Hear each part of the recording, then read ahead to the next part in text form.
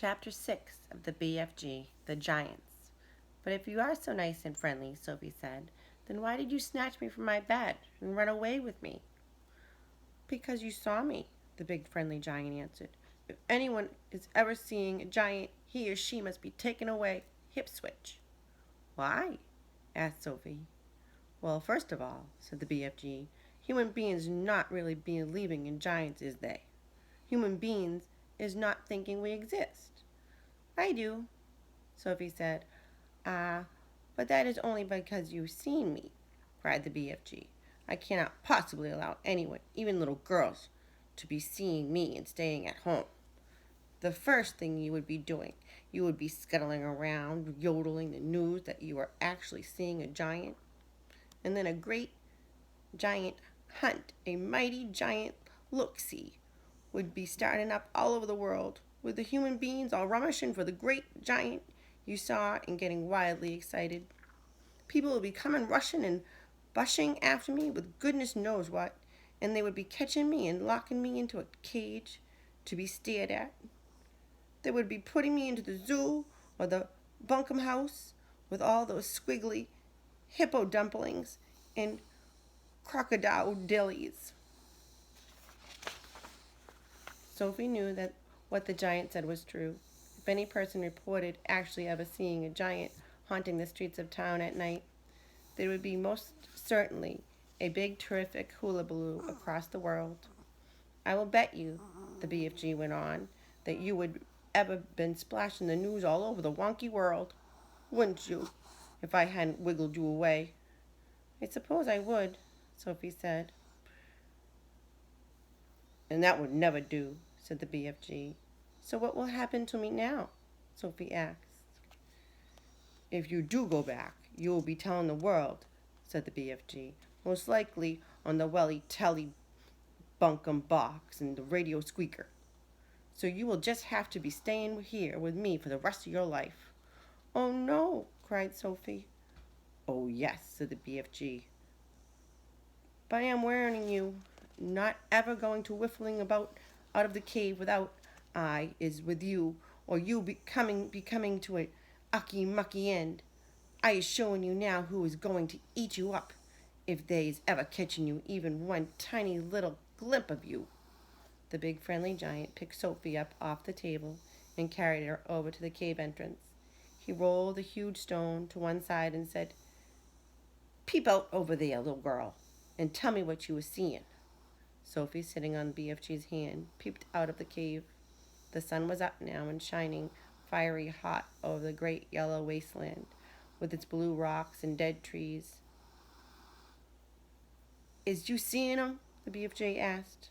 Sophie, squinting through the glare of the sun, saw several tremendous tall figures moving among the rocks. About 500 yards away, 3 or 4 others were sitting quite motionless on the rocks themselves. This is giant country, the BFG said. Those is all giants, everyone.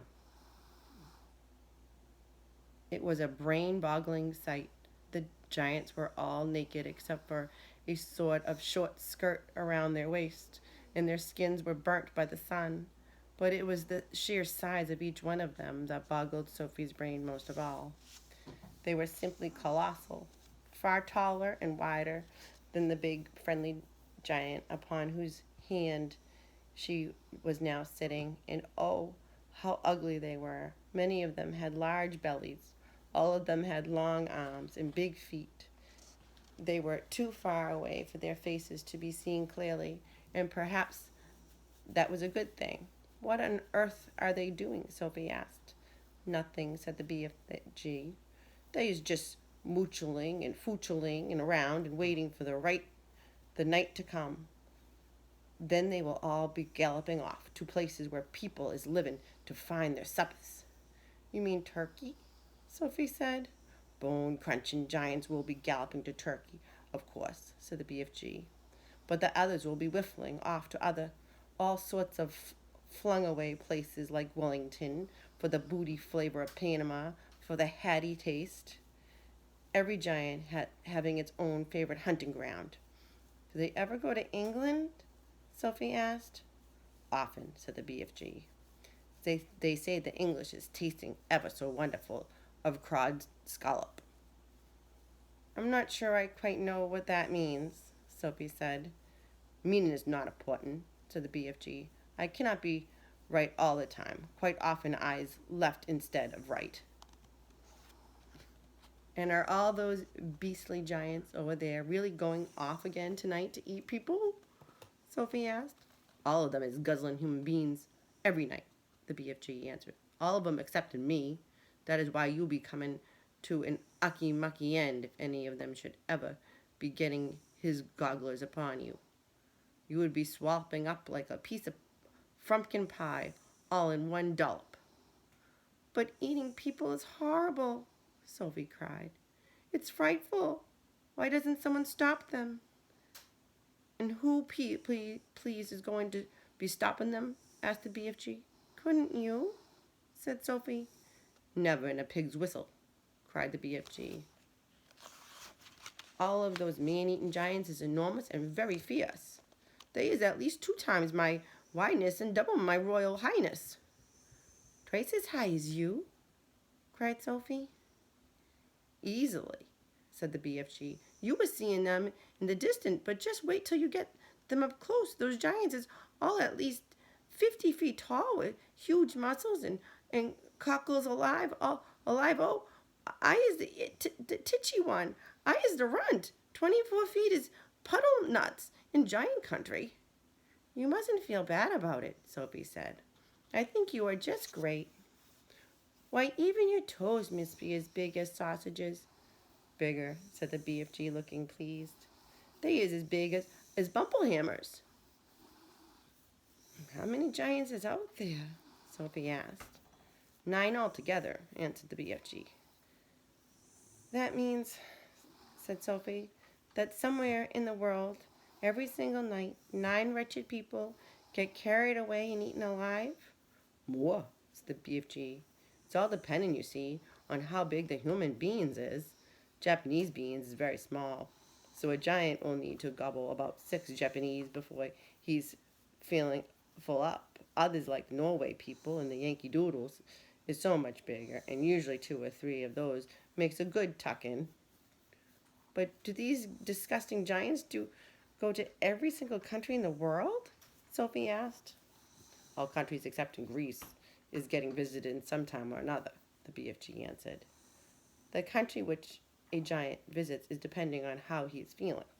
If I is feeling very warm weather and a giant is feeling as hot as a sizzle pan, he will probably go galloping far up to the Frisbee North to get himself an Eskimo or to cool him down. A nice fat Eskimo is a giant to like a lovely ice cream lolly to you. I'll take your word for it, Sophie said. And then again, if it is a frosty night and a giant is frigid and cold, he will probably point his nose toward the sweltering hotlands to guzzle a few Hottentots to warm up. How perfectly horrible, Sophie said. Nuttin' Hots is a cold giant up like a Hottentot, the BFG said. And if you were to put me down on the ground and I was to walk out among them, Sophie said, would they really eat me up? Like a whiffle whittle, cried the BFG. And what is more, you're so small they would even have to chew you first. They wouldn't have to chew you. The first one is to be seeing. You would pick you up in his fingers and down you like a drop of drain water. Let's go back inside, Sophie said. I hate even watching them.